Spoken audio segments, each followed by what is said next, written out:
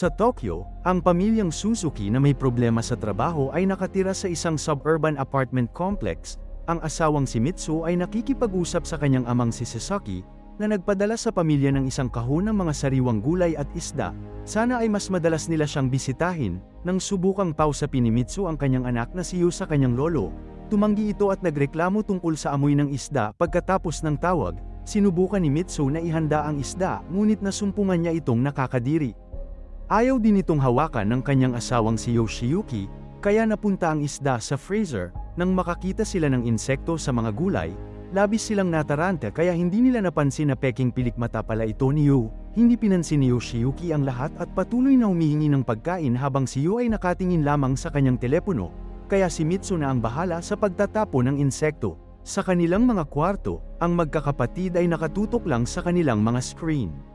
Nag-aalala si Mitsu tungkol sa mga bayarin sa smartphone at hiniling kay Yoshiyuki na kausapin ang kanyang mga anak tungkol dito, ngunit ang TV lang ang kanyang pinagtuunan ng pansin. Kinabukasan, natulala si Yoshiyuki dahil hindi tumunog ang kanyang alarm clock. Tiningnan niya ito at natuklasan na ang mga kamay ay nakastock sa 3:00. Ipinaalam sa kanya ni Mitsu na may blackout habang itinatapon ang isda.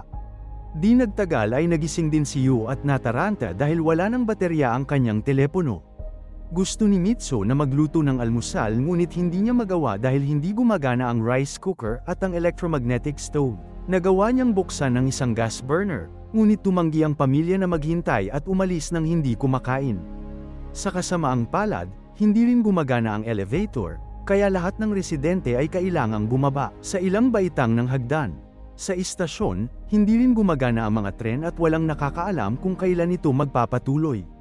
Kaya kinailangan ni Yoshiyuki na maglakad papunta sa opisina.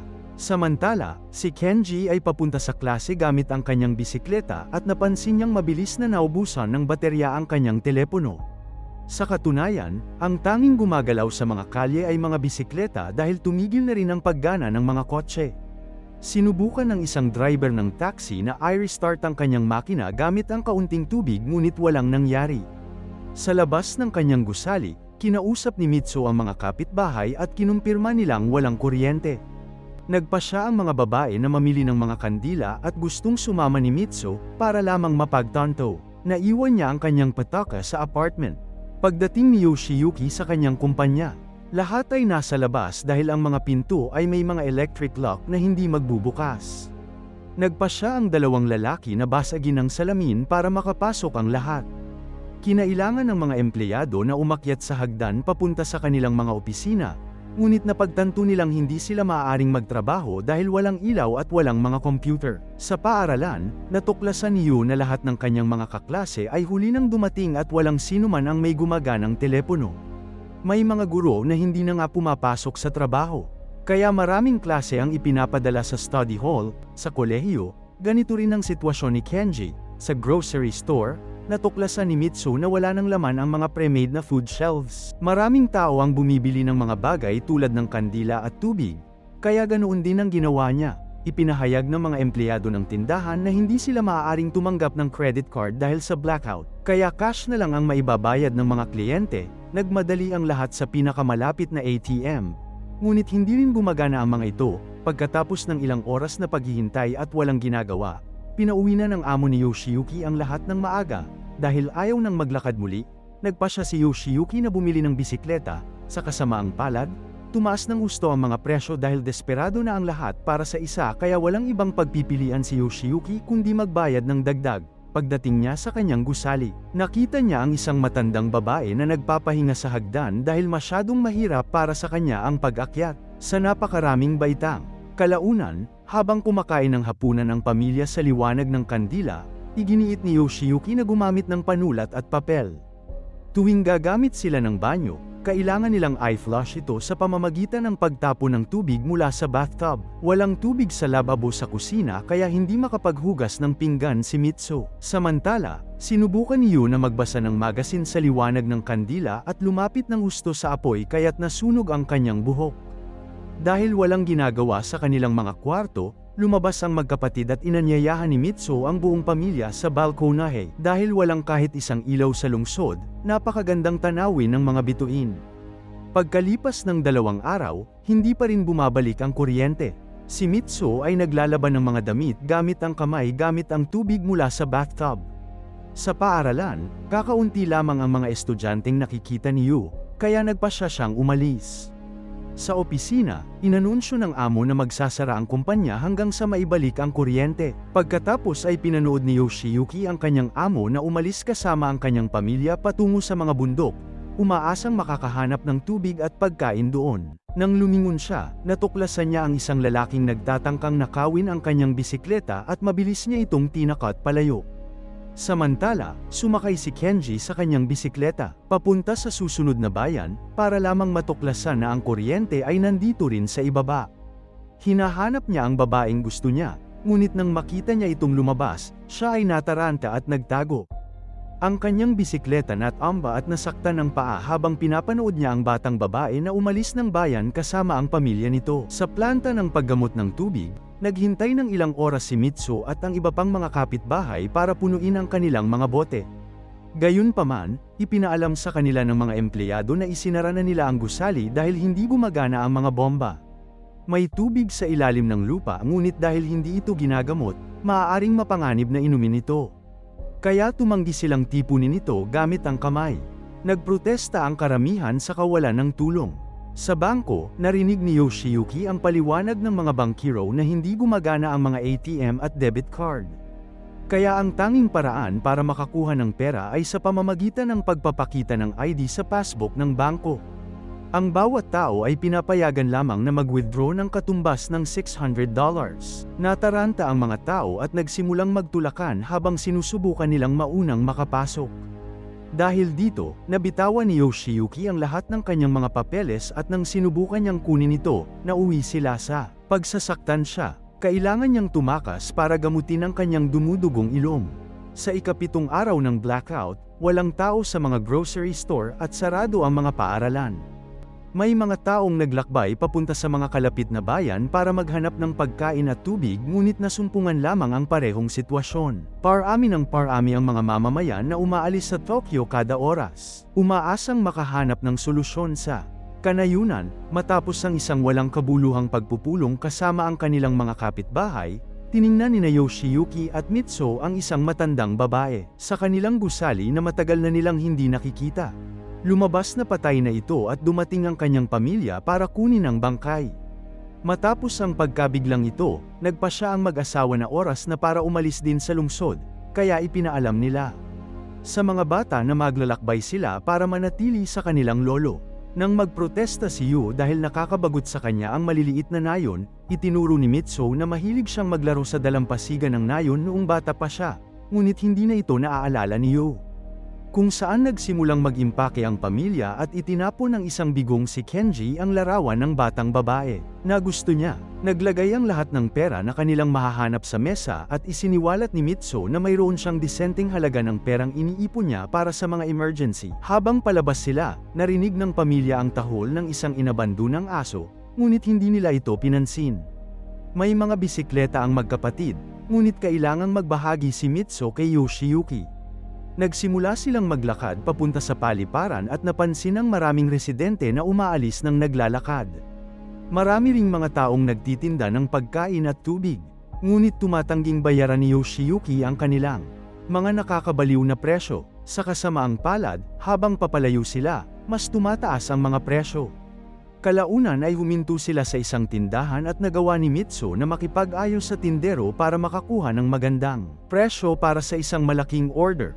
Ito ay isang magandang sandali para sa kanila upang magpahinga at kumain. Pinanood ng magkapatid ang isang lalaking kumukuha ng napakaraming isda mula sa ilog ngunit nandidiri sila. Ito, nang sinubukan nilang pumunta sa pampublikong banyo, hindi nila matiis ang amoy dahil hindi na-flush ang mga inidoro ng ilang araw. Wala silang ibang magawa kundi gawin ito sa likod ng mga palumpong. Nang sa wakas ay makarating ang pamilya sa paliparan, may mga taong desperadong nagkukumpulan sa labas. Hindi rin gumagana ang mga eroplano, at sinubukan ng mga pulis na maglagay ng harang para ilayo ang mga nagalit at inatake ang mga opisyal habang ang kalahati naman ay umalis. Kinagabihan, nagpasya ang pamilya na manatili sa pinakamalapit na motel at kailangang magbayad ng sobra para sa kwarto. Inanunsyo ni Yoshiyuki na magbisikleta sila papunta sa nayon at gumugol si Yui ng ilang minuto sa pagrereklamo tungkol dito. Kinabukasan, pumasok ang magkapatid sa isang library para kumuha ng mapa, ngunit wala na silang lahat maliban sa isa para sa mga bata. Gumawa si Kenji ng ilang kalkulasyon at napagpasyahan na aabutin sila ng isang buwan bago makarating sa nayon gamit ang bisikleta. Samantala, sina Yoshiyuki at Mitsu ay naghahanap ng bisikleta para sa kanya at nakahanap ng isa sa labas ng isang tindahan ng bigas. Hindi tumatanggap ng pera o mamahaling bagay ang clerk, pinapalitan lang niya ng tubig o iba pang pagkain ang bigas. Kinumbinsi siya ng mag-asawa na ibigay sa kanila ang bisikleta at isang supot ng bigas kapalit ng ilang bote ng alak. Nang tuluyang umalis ang pamilya, paulit-ulit silang nakakasalubong ng mga saradong kalsada, at napagpasyahan ni Yoshiyuki na walang silbi ang mapa ng pusa.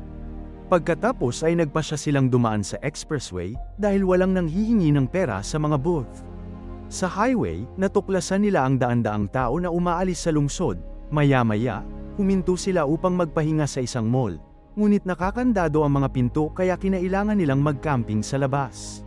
Nang tanungin sila ng isang desperadong mag-asawa kung mayroon silang tubig na mapagsasaluhan, itinago ni Mitsu ang kanilang mga bote at sinabi sa kanila ni Yoshiyuki na wala na silang natitira. Nang gabing yon, nahihirapang makatulog ang pamilya dahil napakalamig. Natuklasan ni Kenji ang isang lalaki na ninakaw ang kanilang tubig at agad siyang hinabol, sinundan siya.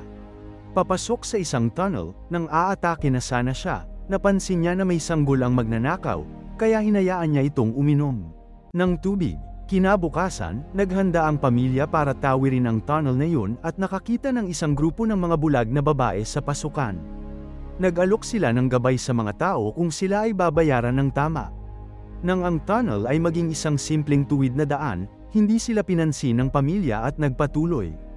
Gayunpaman, sa hindi inaasahang pagkakataon, nahirapan sila dahil sa dilim, patuloy silang nababangga sa mga inabandunang sasakyan at natatapakan ang mga masasamang bagay tulad ng isang patay na raccoon. Bumalik sila at binayaran ng isang bulag na babae, na madaling gumabay sa kanila sa lagusan hanggang sa makarating sila sa labasan. Sa ika-16 na araw ng blackout, nagpahinga ang pamilya malapit sa ilog at nagsamantalang maglaba ng ilang damit. Halos wala na silang posporo at wala nang natitirang tubig. Nagpasya si Yoshiyuki na uminom mula sa ilog, hindi pinansin ang mga babala ng kanyang pamilya.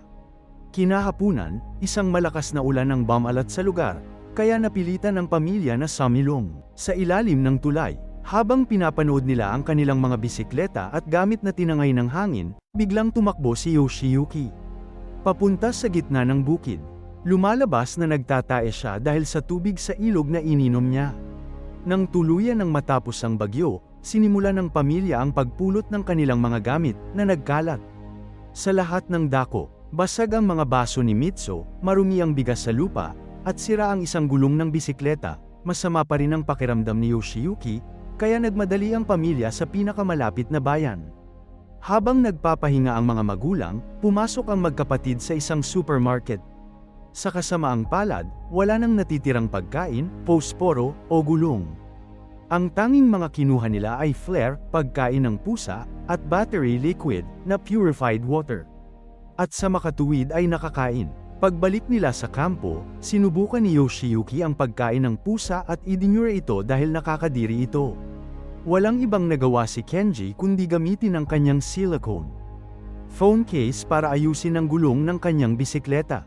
Habang lumilipas ang mga araw, nasasanay ang pamilya na harapin ang ulan at kumain ng pagkain ng pusa. Sa susunod na paghinto nila para magpahinga, nakasalubong nila ang pamilya, na tila maayos naman ang kalagayan. Madalas silang nagbibisikleta sa mga bundok at madalas mag-camping, kaya marami silang alam na paraan para mabuhay. Itinuro rin nila kung aling mga damo ang nakakain at inirerekomenda pa ang pagkain ng mga cicada. Ang isa sa mga batang lalaki ay may lumang mechanical camera na gumagana pa rin, kaya kinunan niya sila ng litrato.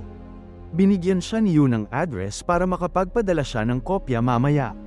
Pagkatapos, nagpasya ang mga pamilya na ipagpatuloy ang kanilang paglalakbay ng magkasama. Nagkasundo sina Mitsu at ang mga bata sa mga sito at labis na nagpapasalamat sa kanilang payo, ngunit naiinggit si Yoshiyuki at mabilis na nagmamaneho na parang nagyayabang. Nang huminto sila sa isang tulay para magpahinga, nakita nila ang isang grupo ng mga sundalong naglalakad. Ipinaliwanag ng isang lalaki na galing sila sa isang planta ng nuclear power na hindi rin gumagana. Ngayon, pupunta sila sa susunod na prefecture para tingnan ang ibang planta. Pagkatapos, nagpasya ang mga pamilya na maghiwalay dahil pupunta ang mga Suzuki sa Osaka para tingnan kung totoo ang mga tsismis na may kuryente roon. Sa ika-43 araw, natuklasan ng pamilya na wala ring kuryente ang Osaka. Natarante si Yu dahil wala silang pagkain o tubig, at nagkaroon ng pagtatalo. Natapos ito sa pagsang-ayon ng pamilya na hindi responsableng tagapangalaga si Yoshiyuki. Habang tumitingin sa paligid ng lungsod, nagulat sila nang makitang maraming tao ang kumakain ng isda sa labas ng isang aquarium. Ipinamamahagi na ng mga empleyado ang lahat ng mga hayop sa aquarium para gamiting pagkain. Kaya't nagmadali ang pamilya na pumila. Nakalulungkot, nang makarating sila sa harapan, wala nang natitirang pagkain. Sa ika-67 araw, pagod na pagod ang grupo at sila ay natamba sa gitna ng kanayunan. Nakahawak ng isang desperadong si Yoshiyuki ang isang insekto, ngunit bago pa niya ito makain, nakakita siya ng isang baboy sa malapit. Nagtulungan ang pamilya upang palibutan ito.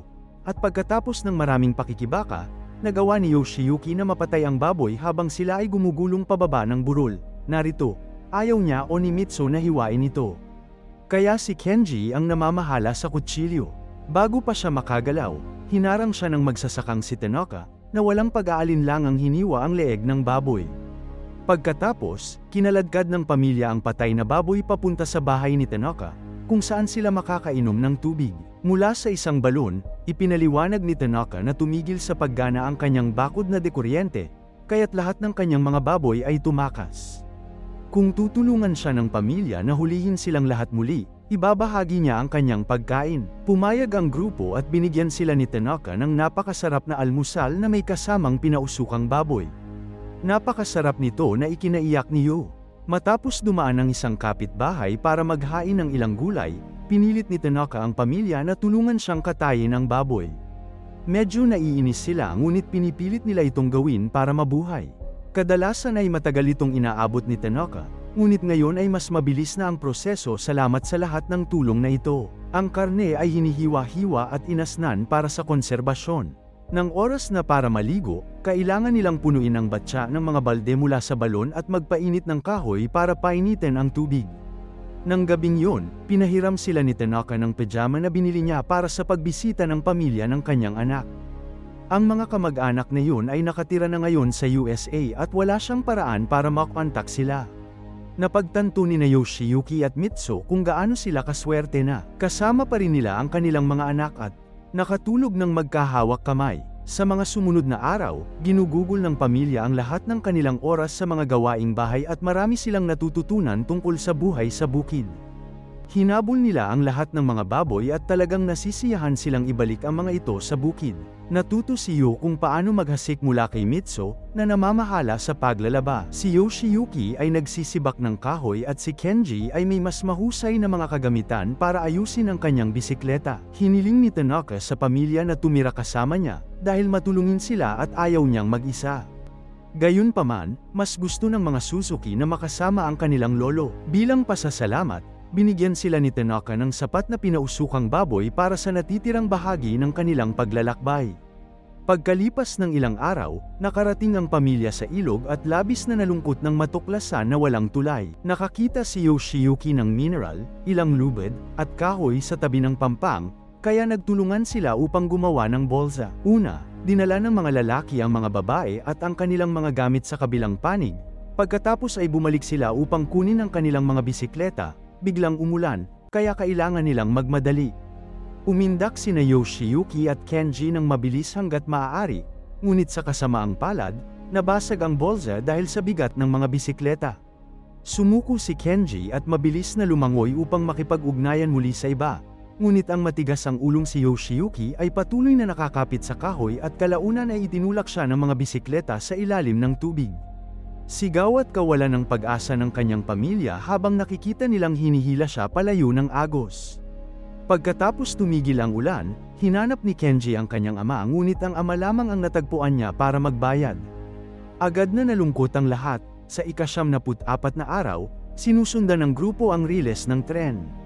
Masyadong nalulumbay si Mitsu para magpatuloy sa paglalakad kaya kinailangan siyang hilahin ni Kenji para makagalaw. Nang kumuha sila ng baboy mula sa kanilang mga bag para kainin, isang aso ang lumapit sa kanila at nagmakaawa ng pagkain.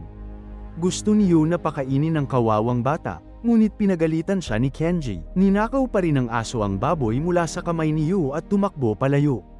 Di nagtagal, mas maraming aso ang lumitaw at isang Doberman ang tumalon para hawakan ang bag ni Mitsu gamit ang bibig nito. Sinubukan niya itong bawiin ngunit ang pagpupumiglas ang dahilan kung bakit siya nahulog at gamulong pababa ng burol. Agad na nagmadali ang mga bata para tulungan siya at natuklasang bali ang kanyang bukong-bukong. Tinulungan nila siyang maglakad matapos makitang kinakain ng mga aso ang lahat ng nasa kanyang bag. Nang sinubukan nilang umalis, napakabagal nilang maglakad dahil sa kondisyon ni Mitsu. Mabilis na bumalik ang mga aso para kumain pa, kaya nagyakapan ng pamilya at naghintay sa pinakamasamang mangyayari. Sa sandaling yun, isang tren na desingaw ang lumitaw sa riles kaya tumakbo palayo ang mga aso. Huminto ang tren sa harap mismo ng pamilya, na agad na sumakay para sa natitirang bahagi ng kanilang paglalakbay. Maraming bote ng tubig na mapagsasaluhan at maraming tao mula sa Tokyo na lilipat din sa kanayunan. Binendahan ng isang doktor ang bukong-bukong ni Mitsu at tinanong tungkol sa kanilang ama, na naging dahilan ng pag-iyak ng mga bata. Samantala, sa baybayin ng ilog, nagising si Yoshiyuki at nagsimulang maglakad. Gayunpaman, masyadong mahina siya para lumayo at natambas sa isang tractor. Bigla niyang nakita ang tren na dumaan ngunit wala siyang lakas para sumigaw. Mabuti na lang at mayroon pa siyang flare sa kanyang bulsa at nagawa niya itong sindihan sa tamang oras. Nakita siya ni Mitsu at agad na pinahinto ang tren para makatakbo ang mga bata para makipagkita muli sa kanilang ama.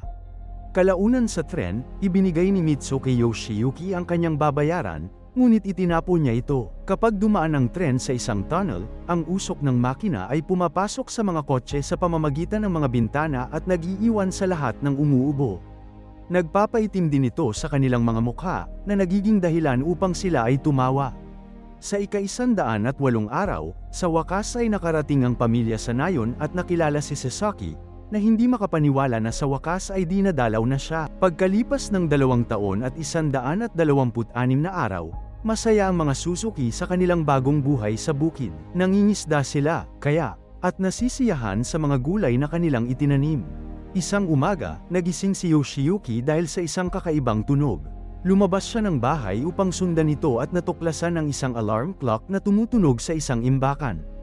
Biglang tumugtog ang mga speaker ng nayon at lumabas ang lahat ng kapitbahay upang muling tingnan ang mga ilaw sa kalye. Pagkalipas ng ilang araw, lahat ng orihinal na residente ng Tokyo ay nakabalik na sa lungsod. Sa TV, maraming teorya ang mga eksperto tungkol sa sanhi ng blackout, isang solar flare, isang kometa na masyadong lumapit sa mundo, at maging ang cyber-terrorism. Mas marami na ngayong oras ang ginugugol ng mga Suzuki sa isa't isa at hindi natakot sa mga gawaing bahay. Nagkakabit sila ng lumang estilo ng landline na telepono sa bahay at patuloy na gumagamit ng bisikleta si Yoshiyuki. Papunta sa trabaho, nang may dala silang sulat ang kartero, tuwang-tuwa silang makita ang larawan nila na kinuna ng Saito Boy habang nasa daan. Siguraduhing mag-subscribe at i-on ang mga notification para makapanood ka pa ng mga video na tulad nito. Salamat sa panunood.